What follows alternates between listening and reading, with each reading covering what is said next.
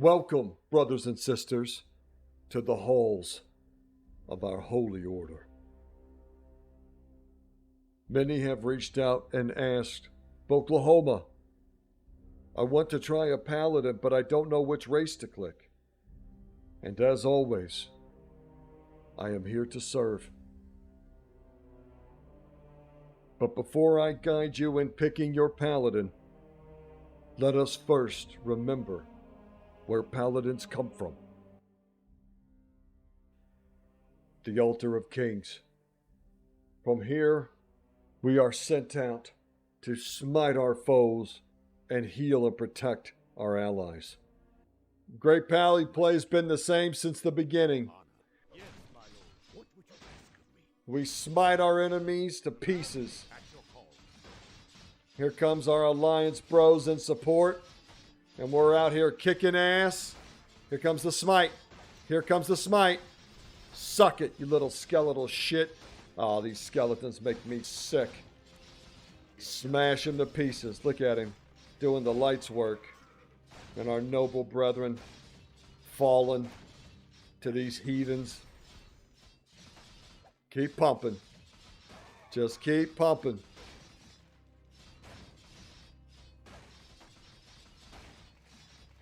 Pretty soon you're going to see the power of the light. You ready? Here it comes. And now they're back at it. This is when I fell in love with paladins.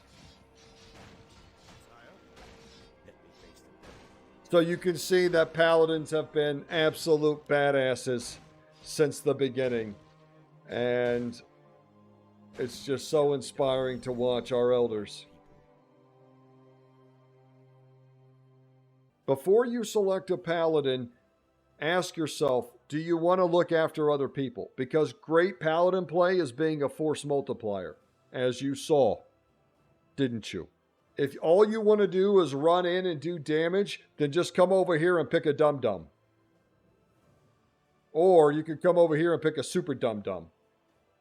Either one of these. These are for the Mongos. But if you actually peek out over your DPS meter and look at other people's experience, and you're looking out for your teammates, and you want to have abilities to protect and aid your teammates to achieve victory, then a paladin is for you, my noble friend. First up, humans. The OG Pallies. The racial traits are great. Stuns are some of the deadliest CC in the game. You get a free stun breakout. Great in PvE, great in PvP. Reputation gains bonus is nice. And the human spirit, you get a little bonus to all those stats. So you take great racials, great animations, awesome customizations, and you ramp that up in the T-Mogs, which always look good on humans. And I just don't think you can beat a human paladin in a lot of ways. They're just too awesome. Plus, you get that awesome L1 Forest start or wherever you want to go. It's thematic, it's beautiful. Love the human pallies. Couldn't recommend one enough. Dwarves. Love the dwarves. You get stone form, which is great. Just takes off a ton of nasty shit every 2 minutes, including silences and a whole bunch of effects. This can get you out of serious trouble really quick. The other ones are okay. Is archaeology even still a thing? Are you guys doing archaeology? I don't even know if that's still a thing. So if you're going to do dwarf, I would suggest that you come down here and just do better dwarf. That's dark iron racials are better in every way. You still have the same remove harmful effects. And then you just see the other list right there. Perfect for a paladin. So if you're going dwarf, I would suggest you probably go dark iron. The only thing I dislike about dwarves really is their two-handed animations. Other than that, their healing animations are good. Their one-handed animations seem all right. They've got great racials. So dwarves are great paladins. Truly, they're awesome. But if you're going to go dwarf, I'd suggest going dark iron. Draenei is interesting because you get an extra heal, which is actually a pretty decent heal. It's a nice heal to have. The problem is you already have heals as a paladin, so maybe for a lot of people, I think it feels redundant to put another heal on your bar. And if you're going to go Draenei, I would suggest you do what I did and just go Lightforged, because the Lightforged are awesome. The cool thing about the Draenei and the Lightforged Draenei is that they all have great animations. I'm not such a big fan of how they carry the shield, especially some of the smaller shields. That one's okay. But they have great animations, just too cool. And I love their size. The shoulders always look good on them. So why do I play Lightforged? Well, the number one reason is because they look awesome. I love the lore that they've just been like these eternal paladins rolling around kicking the shit out of the demon legions. I actually really do like the smite ability they get. It's just too cool. You call down I guess it's supposed to be a spaceship beam, but you can use it inside, so I'm not really sure how that works. So I just call it the Holy Smite. I love the ability. Great in both PvE and PvP. I just really like it. Now, people will say there's other better racials, and that's true. When you compare it to the dwarf and human racial, it's not as powerful in a lot of situations, but it's freaking awesome. You can play whatever class you want, but there is not a mightier smiter than the Lightforged Draenei. You macro that holy beam into your burst rotation, and you're going to blow people up. And it does AoE damage. It's great for dungeons. I mean, especially low level. Leveling, every 2 minutes you can blow something up or a group of things up with that. Too cool. Also, I just love thematically that when the Lightforged die, they heal their allies and they hurt their enemies. It's not that much. I think it's 4 or 5k tops, maybe even less than that. Every once in a while you'll get a kill with it. It's kind of fun, but I just love the theme that they always go down swinging. Resistant to holy damage, very thematic. You're a holy warrior, and so it doesn't phase you like everyone else. If you're a blacksmith, Lightforge can be kind of cool because you can always summon a forge. However, those are all over. So this perk is kind of hit or miss. I don't know how much benefit you get out of being able to do that, but... And then, of course, increased experience from killing demons. Again, just theme. And let me just tell you, whatever you select, pick what excites you. If a dwarf excites you and a dark iron doesn't, pick the dwarf, right? Just whatever you think looks awesome and cool, pick that, because you're going to do well with what you're having fun on. And if you think your guy looks sexy and awesome, as paladins tend to, then you're going to have a blast. And that's the most important part. Most people pick human. If they're min-maxers, they'll go dark iron dwarf. But it's always here, right here for the Lightforged for me. Their two-handed animations are just wicked. Love them. Now, I just want to warn everybody on the channel that as soon as you can make a Kultiran Paladin, I'm making one. And I'm going to try it out, because I just think these guys are awesome. I actually really liked a lot of things about Battle for Azeroth. I thought the cities were awesome. I thought the zones were cool. I thought the leveling was neat. I really fell in love with the Kultirans and their culture. Just so cool. I don't know why you can't make a Kultiran Pally. I guess it has something to do with animations or T-Mogs or something, but I don't know. But I can't wait. I hope they'll make them soon. Now, as I've pointed out in the past, there's actually no such thing as a Horde Paladin. That was never a thing. They only did that for the MMO, and they only did it once they caved to the everybody should be everything crowd. I don't think they should have done that. I think Paladins should be Alliance, and Shamans should be Horde, as it always was. But balance and all that, maybe it's all for the best. But I want to be crystal clear that these aren't real. Okay, these are just put in the game for balance reasons, but there's no such thing as a Horde Paladin. People get upset about that. I don't give a shit. Doesn't matter what they think. It's not real. Okay, these are disgusting. But I understand some people are in a tough spot. Either their friends or their girl or somebody's playing Horde and they got to slide over there and they can't, it is what it is. So this one fucking time, I will go through the Horde classes, but never again, because I'm already feeling a little something in my throat just thinking about it. So we'll start with the Just Add Water Paladins. We all know the story. They stole a Naru, manipulated it to their will, and then they, siphoned the light magic out of it, and then they become Pallies or whatever. They have pretty awesome two-handed animations, and the whole Blood Knight thing's actually pretty cool. Look great in T-Mogs. I mean, we know what this is. We gave the Horde a human race so more people would play the Horde. That's it. The racials here, you can see they're not really that great, especially compared to some of the other racials in the game. I feel like the Blood Elf ones have kind of gone by the wayside. This one's the most plausible because I think in lore, actually, there was an Altar of Kings in Silvermoon City. I want to say that that's accurate. That might be as sweaty as I get, but I think that's actually true. So it's not completely improbable that they could be paladins. So this is probably the one that you can choke down the easiest. I just can't. I just can't. I mean, look how stupid that fucking looks. Take one look at that. That doesn't look ridiculous to you? Face paint on a pally? Come on. What does it say about them? The massive Tauren served their beloved Earth Mother, right? And it's like this fire light thing. It's just ridiculous. It's embarrassing and it looks awful. Just goofy. I don't even know how people can play this. Like if you're a Tauren Paladin, I don't even know how you do it. If I logged on and this was on my screen, I would log off. It just looks goofy. And the idea that they're servants of the light, when it says right there, the massive Tauren served their beloved Earth Mother. That's not the light. And the sun is not the light, no matter how bad Blizzard wants it to be. And just because a legion of morons can buy into that doesn't mean that I do. I come from the old ways. These are an abomination and they're to be killed every time you see one. Racial-wise, yeah, I bet that this is it.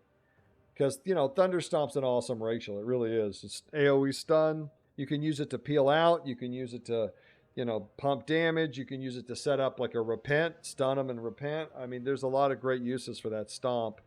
But I just can't. Okay, I can't look at that much longer. And I'm not sure what else can be a pally on the Horde side. What about the Chihuahuas? Can they know? The dinosaur paladins? Come on, what are we doing? Even though they live in a giant heathenistic temple and worship Loa, I'm sure that, you know, this makes sense to somebody. And what are their racials? Heal yourself rapidly. Beseech a Loa. There you go. Discover more gold.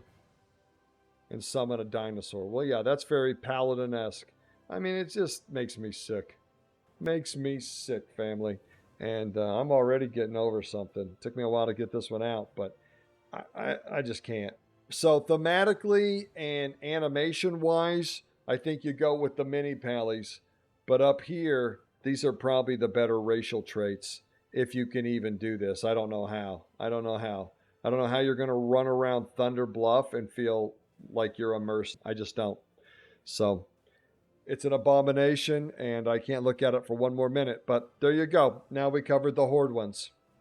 And what would a paladin be without his noble steed? Each paladin race comes with a unique mount that you can acquire. Let's take a look at those real quick. So the Dwarven Rams, they run powerfully. They look awesome. These little tipped horns drive me wild. They look all stout and awesome sitting on them. I'll show off mine here in just a sec, so we won't get into that. The Thalassian Warhorse and the Thalassian Charger look awesome, okay? And the whole Blood Knight thing is really cool. I'll just admit it. It's really cool. Love the colors. The only thing these are missing are a little stool to help the little fellows get up there, you know? I feel bad for them having to climb all the way up there, but somehow they get there. I guess they're pretty hoppy for little guys.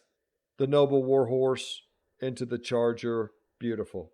As I showed you, we've been riding these into battle since the beginning. And there's just nothing like a paladin and his sexy T-Mog on his sexy steed. You can see right away the Direhorn is just awful. It's just tacky, gaudy, and it's just stupid. Great Exarchs, Elix. I love the way the Draenei sit in their Elix with their legs kind of straddled across, and it looks powerful, looks awesome. Cool to have a war elephant. There's actually some versions of these Elix that are really decked out in crystals. I mean, they just look awesome for paladins. And I'll show some to you in a minute. The Great Sunwalker Kodo, LOL. Love the High Lord's Charger and all its variants. Very beautiful mount. Great one to add to the Pally collection. Let me show off some of my favorite paladin mounts to you real quick. So we'll pull up the collection mounts, and you can see I got favorited. Just some of my stuff. I don't know why they won't do this per character, but Blessed Fell Crusher. See these? These are awesome. And when you mount up on them, look. Kind of stands in it. You roll around. Glows just like I do. Beautiful. An oldie but goodie. Beautiful. Just really makes those T-Mogs shine. And this is the whole thing about being a Pally. It's just being awesome, looking awesome. The Fallen Charger's cool if you can camp it out. Great little Pally mount. This is the actual Lightforged Elic. See how it has the crystals and it shines. Got little symbols on it too. So cool. And they haul ass, see? And here comes my baby. Yeah. Gorgeous. I absolutely love this mount. It's very peppy when you ride around. What do I tell you? I like horses that need reins, not spurs. And my man here's full of pep. Watch you do a little kick. God, yes. Look at that. Isn't that awesome? Got a light on his head, just like I got a light on my head. Light on my head, light on my mount, light on my dick. You hear me? Little nightlight for the ladies. But I love the Rune Strider, one of my favorite mounts in the game. I just love the animations. I love the armor, the glow. And you put a Lightforged Paladin on top of it, and it's just, you can't take your eyes off of it, really. Just too beautiful to stop looking at. Our racial ability is just a burst of holy damage, and it's AoE. So you target something, and you just bring it down, and then it goes boom. Now, that's obviously a huge number. I think, what does it say it hits for? 34. I think it's half in PvP or something like that, so I don't know. But it's a great ability, and it, again, that's AoE damage, and it's holy damage, so it gets some modifiers, and it's everyone within 5 yards. So it's great for tanking. It's great for healing if you want to add in a little extra damage, top someone off. It's great as an execute. It's just got a lot of uses. It's a 2.5 minute cooldown, but I find it to be a pretty cool ability. What do I tell you? Play what's fun. When you're having a good time, and if you like your character, you're more likely to log on, and the more you play it, the better you'll get. It's just that simple. Don't let my opinions sway you. You pick what's good for you. I love Lightforged. I love the theme. I love the armor. I love the animations. Yeah, the racials aren't great, but I'm not a min-maxer. I love to play this Lightforged because I want to show everybody you don't have to pick the meta racials to be able to succeed and have fun. Matter of fact, sometimes it's just the opposite. Power and protection. Since the beginning, these attributes have defined the Paladin. And we carry on these traditions proudly. Pick your Paladin and accept your fate. For the light calls you to serve, my friend, and you shall serve greatly. Oklahoma out.